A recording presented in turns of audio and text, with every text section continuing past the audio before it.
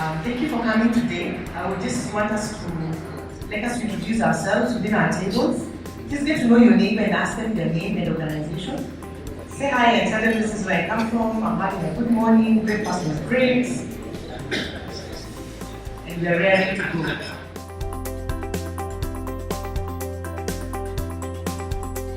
Youth Agenda is a youth organization that promotes the participation of young people in social, economic, and political processes. Now in Kenya, in 2016, the Kenya Youth Survey report actually said that 80% of the population in Kenya are actually under the age of 35. So this is time for young people to take their meaningful position to participate in all the processes. I'm talking about policy formulation, implementation, monitoring and evaluation, and in all levels. It is time for us young people to take our rightful position in the society.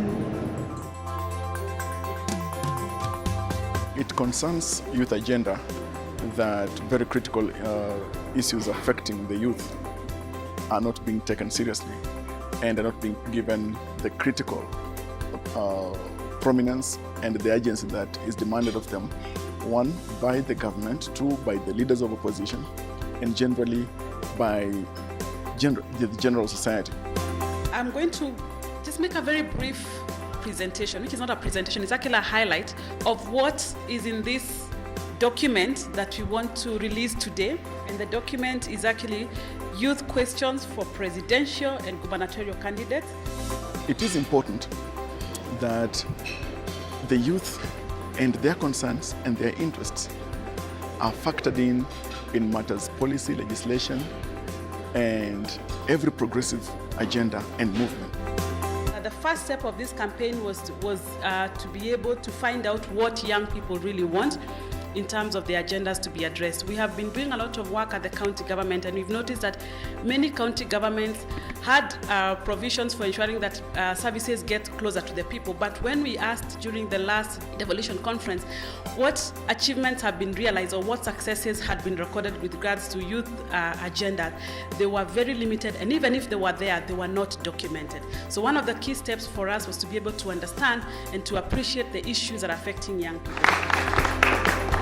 The second step to this process is to amplify the voice of young people by setting up or coming up with the questions that young people want answered by anyone who is seeking their vote in 2017, which is actually what we are launching today. We are going to publish the responses from the candidates, which will be used as a voter's guide for young people to be able to vet their leaders, but also vote wisely from a point of information. The young people in this country have continually been and will continually be taken for a ride unless they rise in sufficient numbers to take the political leaders to task over their key issues of interest. One of the things, or one of the questions that is being asked is around youth unemployment. We have questions surrounding issues of institutional framework and policy framework. Young people are asking a specific question. Are you going to have a freestanding Ministry of Youth Affairs? You know what happened in 2013 is that we never had a ministry responsible for youth. We also have asking questions around whether the government will enhance inclusivity in policy and decision making, and more specifically how they intend to do that. There are also questions around Article 55 of the Constitution, which says that the state should put affirmative action mechanisms to ensure young people can be able to enjoy their social, economic, and political rights. So the question is, how do you intend to do that? There are questions surrounding implementation of the current policies. Young people are saying the problem is not that we do not have policies. The problem that we have in Kenya is not about that we do not have laws. The issue is that they're not being implemented. So there's a specific question asking the presidential candidates, how do you intend to ensure that policies are being implemented, and how do you want to be held accountable as the president if elected? We have also asked a question around sports and creative arts, and the concern that young people are having is that that's an area that provides viable opportunities for improved livelihood, but very minimal effort has been put in place, and young people want to know what commitments will be made, even in terms of trying to sort out the leadership structures and the like. Young people are complaining that, even for you to be able to do business in Kenya, whether you're a musician or a photographer, the licenses that people are paying are humongous and you can't afford. So what specific affirmative action frameworks will be put to ensure that then this economy is able to thrive? There's also a question around including young people in decision making. We have also asked a very specific question in terms of what percentage of the appointments will go to young people. We know that the constitutional drafters ignored allocating an affirmative action clause for young people. Where I stand, we're not asking for opportunity. I'm not asking for opportunity. One, we are demanding to occupy those spaces. Two, we are going to make sure that we rise, we put our best feet forward to get these spaces. And just as the CEO said earlier, it will be very crucial for us to demand that each county government after this election must have a sufficient slot of CCs who are youth. It is proper, it is necessary. The second set of questions will be going to the gubernatorial candidates, all the 47. And our target right now, from the statistics that we're getting from IEBC, is that there are 300 gubernatorial candidates. So we came up with a master questionnaire whose focus is around governance, again, issues and issues to do with decision-making process and structures. And we have asked questions around how the governor, if elected, will ensure that young people are involved in planning, budgeting, and monitoring of the issues happening at the county level.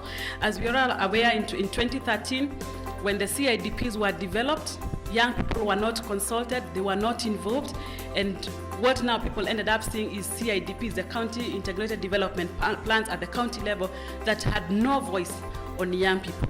And we have also asked what their plans are in terms of appointment of youth in some of those positions. In fact, we have asked whether they have any plans to at least provide 2 slots for young people below the age of 35 in the leadership level. Health is also a devolved function, and the question that we are asking the gubernatorial candidates is what is their take and what will they do to ensure that health is affordable, it's available, and it's youth-friendly. For a long time, it's been about mobilizing the youth to either set up a political stadium or something, or to just be sort of, to be used. Where we come from, they say KYM, it's kazi ya mkono, right? But we are coming to a place where the young people are actually saying what's important to them. We're saying if healthcare is an issue, how easy is it for us young people to access healthcare? Do you even have the 500 shillings, for example, a month to pay to NHIF? Can a politician come up and say, how am I going to address issues of healthcare to young people? I will ensure that this is provided for.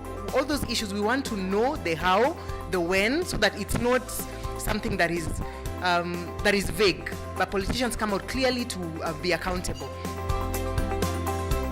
The candidates are expected to fill these questionnaires by Wednesday next week. It is our hope that immediately, now that we'll be releasing it today, that they take 1 week to fill in the questionnaires, and the responses will start being published from 16th of June. This will be distributed to as candidates' position on youth through social media, forums, rallies, to the 16 million potential voters. And that's why we are impressing on as many candidates as possible to fill in and take advantage of this opportunity, because it will be for their advantage more than to their disadvantage. We are working closely and in partnership with the media team that is trying to put together the presidential debate, and we are positioning ourselves to be contributors to the framing of the questions that the presidential candidates will field. Much more than that, we will also have representation in that caucus, in that plenary, where the presidential candidates will be fielding these questions. And at the moment, we are going to make sure then that the questions, not all of them, but those that are critical, those that are very pertinent, at least about the interests of the youth, are asked during the presidential debate. One thing that keeps hanging on my mental sky is this: to what extent shall we, moving forward, make conversations at the presidential debate conversations that shape policy? Can we get to have very serious persons who will have or engage in conversations during that debate that will make or will contribute immensely to the policy dimension that we are demanding?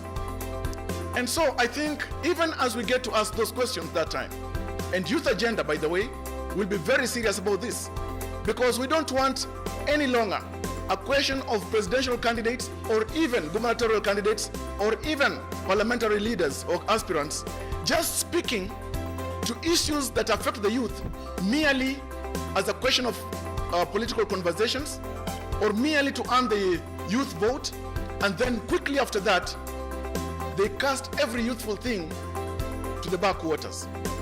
And that's why we consider it very vital to come up and propose this kind of questions.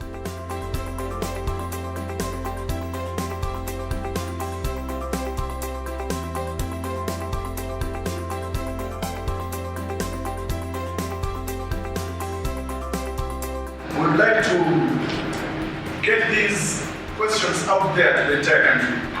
We would like to place this on the shoulders of the leaders in this country, that youth issues matter a lot. And these questions are not just ours. These questions will judge every leader who is seeking political office.